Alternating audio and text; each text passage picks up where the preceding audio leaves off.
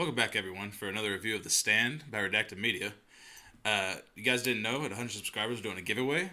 We find you by going to our Instagram, so follow us at Redacted Media YT, and you can be in the giveaway. 15 more, we'll be there. Yeah. Yeah, we're going to review episode 3, and we have a longtime Stephen King follower right here, me, Larmer, and a guy that knows nothing about Stephen King or The Stand, with Joe. I actually like TV shows. Can't blame me. It's an alright one. Yeah. It's season 3 might be their weakest one. Episode 3, yeah. Might be the weakest one so far. Well, it's the slowest one. Yeah, nothing really happened. It's the one that they've calmed down the most on, and they just kind of focus on the people in town. It felt like it could have been the end of episode 1. If like this was all like a chapter. Yeah. The 1, 2, and 3, this has been like a nice little wrap up. I think we're going to start picking up in episode 4. We wrapped up a good chunk of kind of what we were expecting. We got Mother Abigail, she's in there, and we kind of got more of a back. Now we have the backstory of at least 3 of the main people of the 5 that's supposed to be around. We got Stu. Well, let's get into that whenever we get into it. Start with the episode starts, right? Yeah. Nadine. We find out what that little thing was. That was nuts, huh? That was nuts. Yeah. It was it was like the early 90s, mid 90s or something. No, early 90s, I want to say. Girl had a cassette tape, headphones, hardwire headphones, stuff like that. It was the 90s for sure because the song she was listening to, I was like, yeah, that's a 90s song. The song? Oh, yeah. Yeah, it was a 90s song. So I was like, yeah, this is definitely... I thought it was the 80s. I was like, no, that song came out in the 90s. So I was like, this is a 90s joint. That was nuts. Yeah. But it explained the end of episode 2 of what exactly the thing that she was using. Mm-hmm. Whatever, I can't remember what the heck it was called, but it was something insane. But that's her means of communication with Flag. It's called a planchette. Yeah. And I don't know if it even really exists. Yeah. I've never seen it, never heard of it before The Stand. It's in the book like that. Yeah. So, but in the book, she's in college, and it's a little bit more like not as scary because this was. Did she do it with other girls in college? Yeah. She was like going over to ask for homework and and then they were like, "Oh, play this game with us." Yeah. And yeah. At the end of the day, for me, it's still why her. Like, what's so special about Nadine? I don't know. And has she been... Obviously, she has the stone. She's been dealing with this since she was a kid. So, obviously, he groomed her in a kind of a way of, this is who I want to be with. But at the same time, it's why did he leave her out to stray when all the shit went down? She had to travel across the country and the whole 9 yards. Mm-hmm. So, it's one of those things for me. Yeah. Definitely the trope of like a predestination. Like, this is where you're heading in life. Big in King works. Really? So, I mean, maybe not big, but like it feels very Kingian. That's a word. Yeah, it feels like a good Stephen King character. They're trying to capture that, and I like what they're doing so far. It creeped me out how sexual the planchette thing seemed to her. She was into that shit. Very much so. She was sweating. Like legit sweating. Upper lip sweating the whole 9 yards. I think she has like of course she has a certain connection with him, but it's a type of connection where she feels like she's so close to whatever like end goal she wants to have, but she has to follow whatever pre-plan he has going on for her. Mm-hmm. But I'm very curious on how she's gonna play that next role of kind of teasing with was it Harold? Harold's head. Harold. Was it what's the one guy's name? That was on the sheet of paper. Did they actually show that? Yeah. I didn't. I must have missed that part. You didn't see the name? I must look down at my phone. Was it Harold? Yeah, it was Harold. Oh, wow. It was Harold's name. Wow, okay. She was like, you're going... She was like... Because basically, he wants her... You obviously heard what he said. Yeah. He wants her to kill the 5 people and Mother Abigail. Yeah. She was like, how do I do this? She's like, you're going to start messing with the person that's going to do it. Okay, so... That's the reason Joe had that reaction that he had. Because for one, I didn't see the name. I saw like all that, but I must have missed on the name. The name. I know it was fucking Harold. But like, I didn't know that they already like gave that up. Yeah, they gave that up, yeah. Okay. I think it was a 2-part reaction from Joe whenever she was doing it. Yeah. Obviously, because he walked in and she was mid going nuts. The fact that he basically touched her. And 2, it was the fact that he saw the name on the sheet. Okay. Yeah. Huh. Wow, I must have missed that. Yeah. Sorry. Yeah. But Joe, my man, knocking out the guitar. Like a boss. Yeah. Like a boss. I don't know what that was. Like, what was that? that it's straight from the book. I don't know what it really like. It doesn't really amount to anything, but I always thought it was cool that he's like obviously maybe either traumatized to the point of needing special care or just like a special like student. Yeah. So I thought he was like a genius or something where he just saw it and he was like, oh, I can do that. I think that's kind of what it's like, a musical prodigy. Yeah. So. Got you. Yeah, I think that's what they tried to hint at with his fingers hurting. Like, he's not used to it because you play string instruments, hurt shit out of your fingers. You need calluses on them, so. Yeah. What you got? What you got for me? The guy from Vegas. Oh, that was strange. Was that not in the book? No. Okay. There's no interaction between them. Okay. For a while. Okay. So, well, spoilers, I guess. They're gonna interact at some time. Well, obviously. Yeah. Obviously. So, but I think for them, that's their way of connecting it and kind of cutting, like connecting a bridge. Like, hey, these people are here. You're here. He's coming for you. You definitely 100% could not survive being crucified and then driving from Las Vegas to Boulder, Colorado. No way. No way. Very unrealistic in this. But obviously, Flag keeps him alive in some ways. I like that. I didn't even think about that. That maybe Flag is fucking with him. He definitely kept him alive. I can see that. Yeah. I don't think that man had any recollection from driving from Las Vegas to Colorado. He might not have, honestly. Because obviously, when he was in the bed, basically it was a demon that took over. Whatever it was, his eyes turned black. The whole demon deal. Fuck it, supernatural. Supernatural. Yeah, I thought that 100%. I was like, yeah, this is super demon type stuff. Yeah, you see it in every TV show that does demons, things like that. Black eyes, took over his body, gave a message, killed him. I don't know. I don't know why they had to do it. Like do the whole like putting him up on the pole like crucifix wise. Thought that was a little off top, like a little weird. Book. Really? Crucifies motherfuckers. Really? Yeah. That's insane. Yeah. What's I don't understand the point of why him? Like why that person or why why does he pick these certain set of people? Because they're already following him. They went to Vegas with him. Basically, I don't know if it's going to be explored in the show, but minor spoilers coming up. That Flag is like authoritarian, sorry, about it. Like, this shit gets done or else. So people like are ready to work. Like, Flag gets the electricity back on before Boulder. Flag gets things up and running before Boulder because it's about the same time they start forming. Yeah. And so like Flag has a zero tolerance for being drunk. You can drink, but you can't be belligerent. He has a zero tolerance for hard drugs. You cannot have cocaine on your body, and he knows.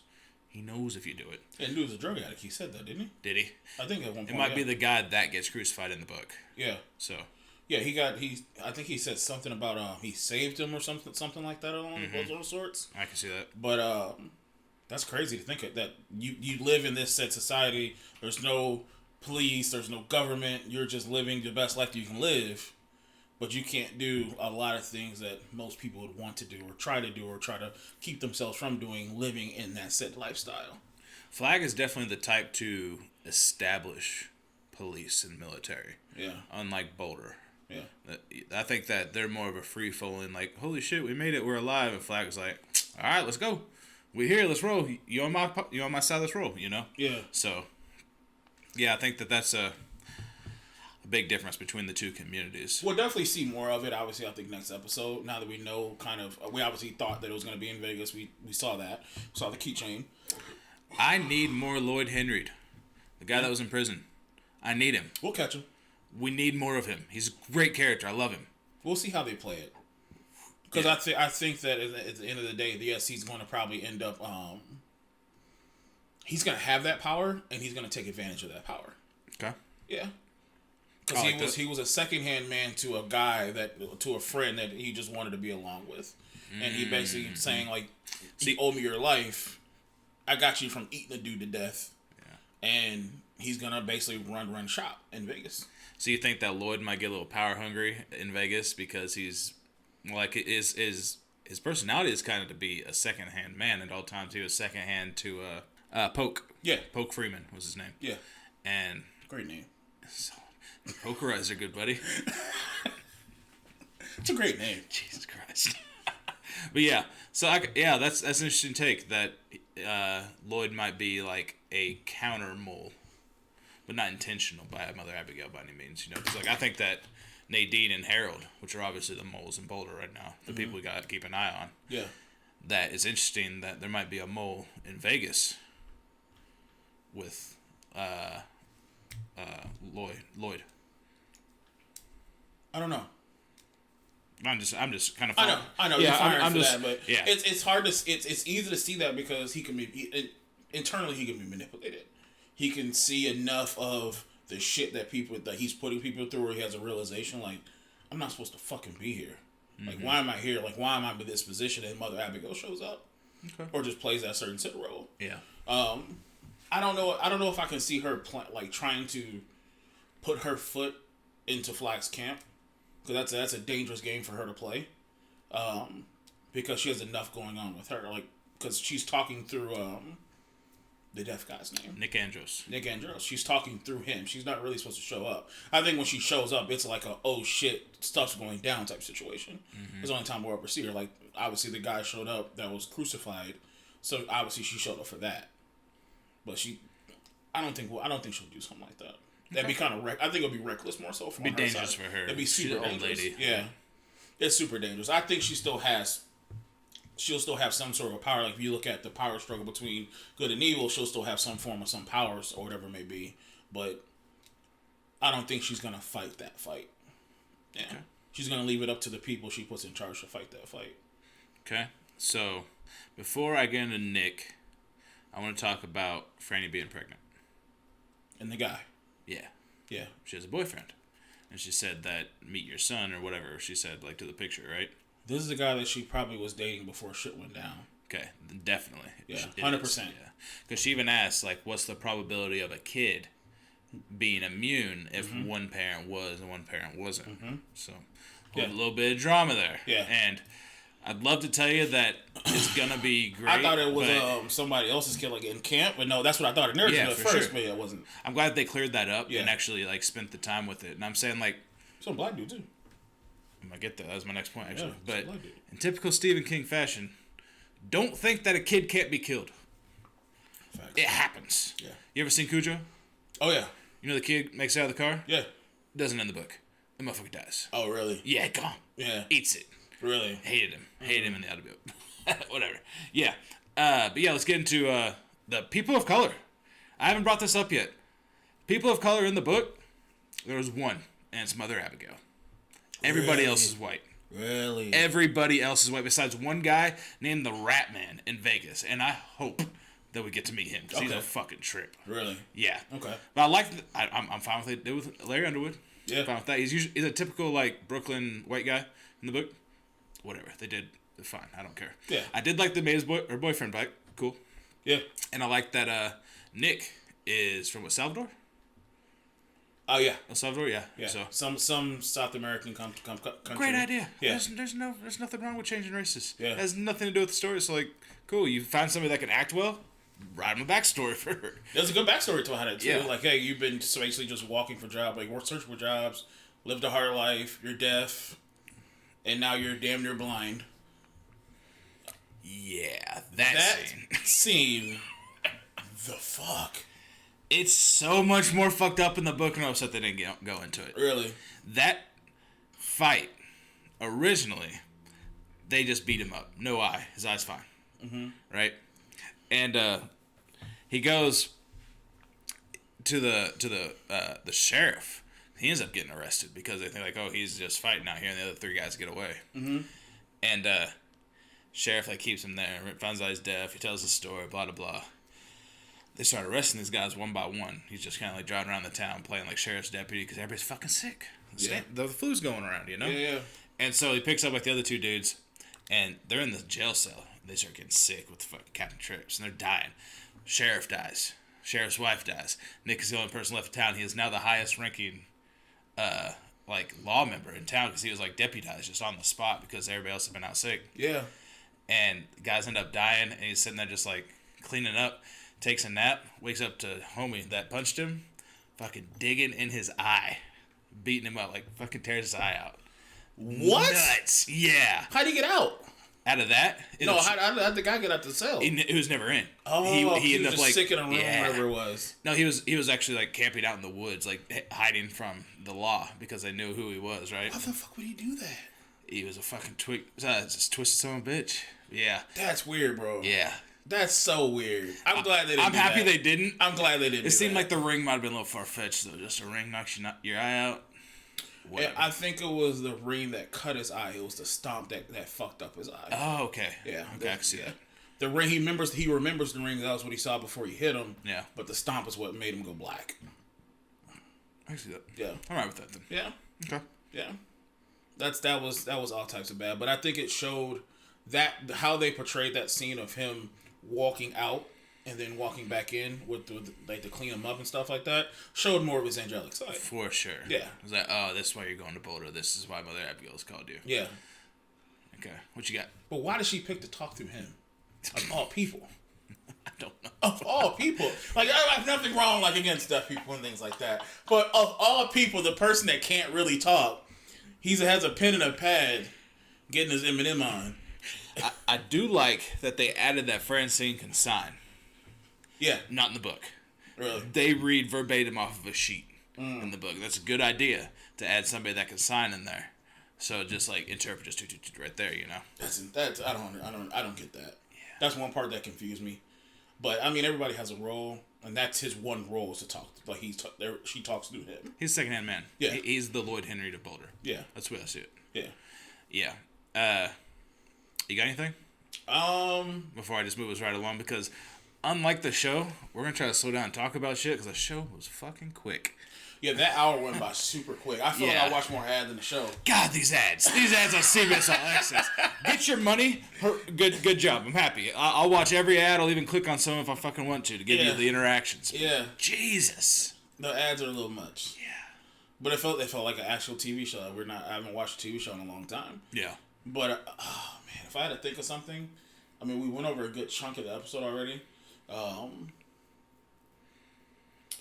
I'm curious on, do they have this in the book? The gentleman that Nick was talking to. The special needs kid? Yes. Yes. Is he in the book? Yes. Okay. Is he the same in the book as he is in the show? Even better. Even better? What scares me is, yes, that he did show up. Mother Ab was sent him to him. But what happens? Does he get to Boulder? I hope he gets to Boulder. Yeah, because we haven't seen him yet. We haven't seen him yet. Yeah. And I feel like that's a character you just don't like run around not seeing. Yeah. That's not a guy you just don't see. You're gonna see him somewhere in town. He's gonna do something. But I hope nothing bad. I hope nothing bad happens to him. And that terrifies me. Because I feel like it could be such a good, like a nice little sweet little character you put in there. He's around the kids, hanging around, stuff like that. But I don't know. Yeah, man. Tom Cullen, he's a good one. I'm so happy to see what they're gonna do with him. What is the? He kept on saying MOON. Is there any significance to that? Is there any significance to that? There is, but it's just. I had the captain's turn. I'm like, what the hell are you talking about the moon for? Well, he's like MOON. That smells quiet. Yeah, that's exactly. That's what. Like, is there something like they're being cryptic about it or what? It's one of his tics. It's one of those things that he has, and he hi, I'm Tom Cullen. Do not be afraid. I do not know how to pick up on social cues. Yeah, I am 42 years old. If you know of work, please contact so and so and so and so. Like, he has that down. Yeah, I different than the book. He seems like he might be a little more. Like less childish. He's a little more childish in the book. Mm-hmm. He plays with like Hot Wheels and shit. Whenever Nick finds him, he's laying in the road, passed out. Because he's actually Nick's riding a bike from Shoyo up to. They're actually going to Nebraska in the book instead of Boulder, and they then migrate to Boulder. I don't know why, but smart taking that step out. He finds him in Oklahoma. He thinks he's a dead body, so he's gonna swerve around him, but he's fucking passed out because he drank booze for the first time. Oh no. Oh no! That's how he first meets him in the book.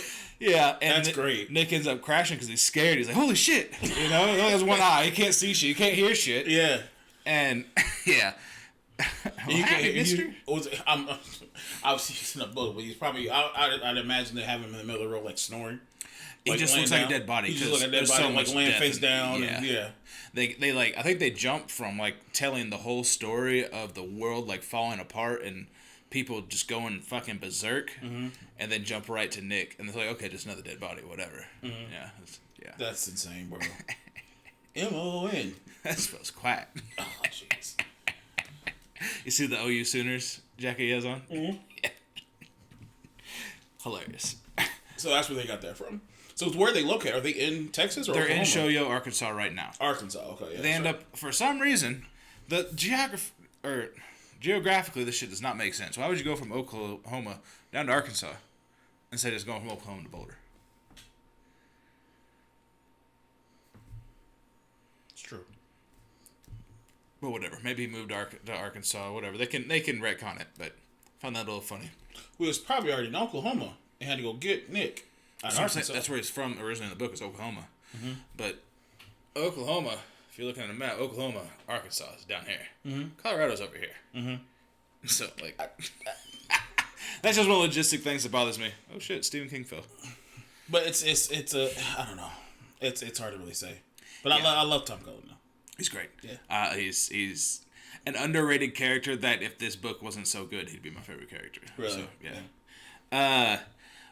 What about the scene whenever Stu finally met Harold and Francine?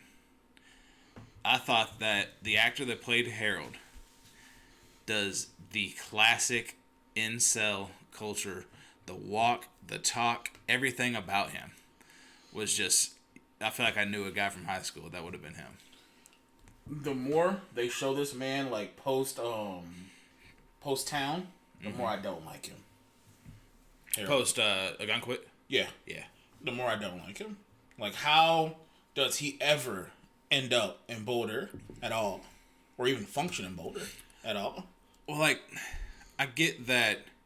Be protective because shit does go crazy. We saw the guys with Larry and Rita in New York. Yeah. So I get it, but one, I get it, but two, I don't get it because for my first instinct, like meeting him, is if all these things in a row, everyone's dead. You choose to ride on a fucking motorbike across the country. Yeah. Like, not hop in a car to protect her.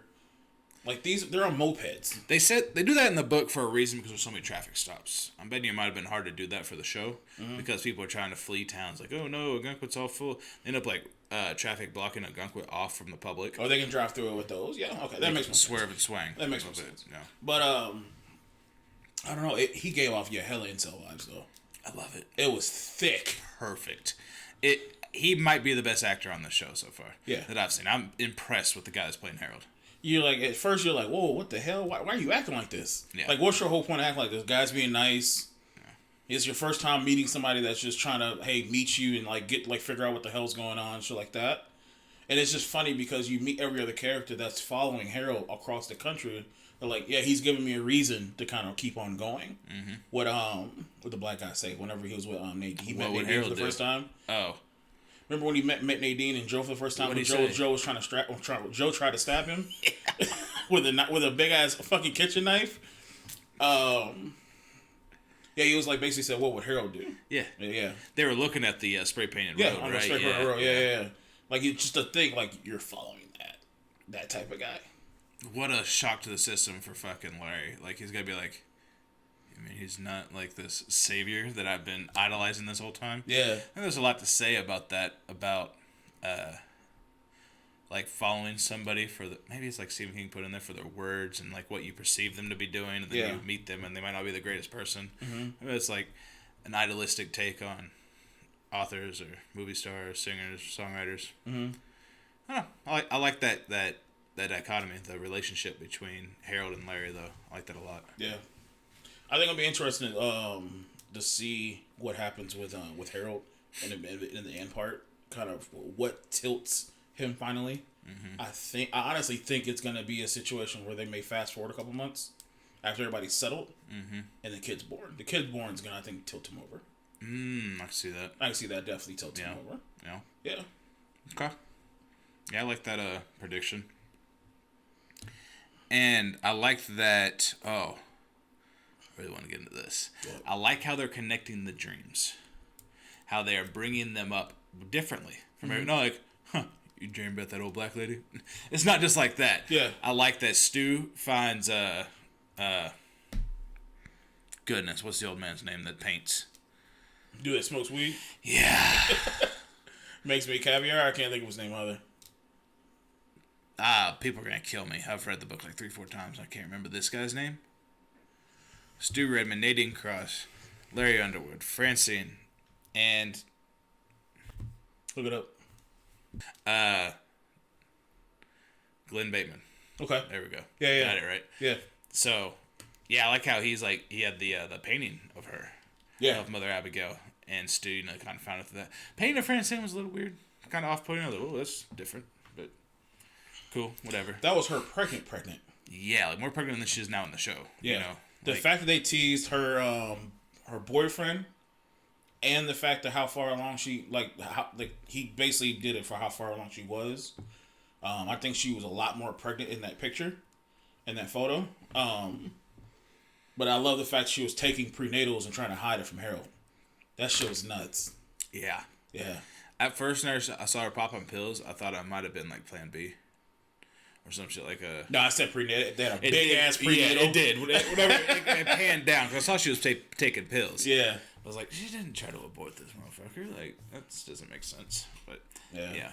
Big-ass thing for prenatals, but he did save her. But I'm still curious, at what point throughout this trip does Harold find out that she's pregnant? Does he think it's Stu's as well? Let alone do they sleep together? Does he think it's his? Oh, Harold's? Yeah. There might be conflicting how they do this in the show. I don't want to tell you if he does or doesn't. I know. That's what my natural thought was. Is like, because I don't know how they're gonna play it. We still have a long stint for them to get to Colorado. Like, what like they accidentally sleep together, or does she end up with because she lives with what's his name again? Redmond? Stu Redmond. She lives with Redmond. Like, does he? He doesn't think it's. I don't think he's gonna think it's his. Obviously.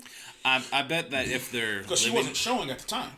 I bet if they're living together, and then he now knows that she was pregnant, or maybe he'll think like, "Oh, I'm supposed to put a baby in you," whatever it may be. But I think that I think he has enough common sense to understand that portion. I also think that they're gonna be the perfect relationship of they're gonna tell each other everything. Yeah, like she no so yeah, because I think she had the option to live with Harold, but she lives with Stu. Or live by herself.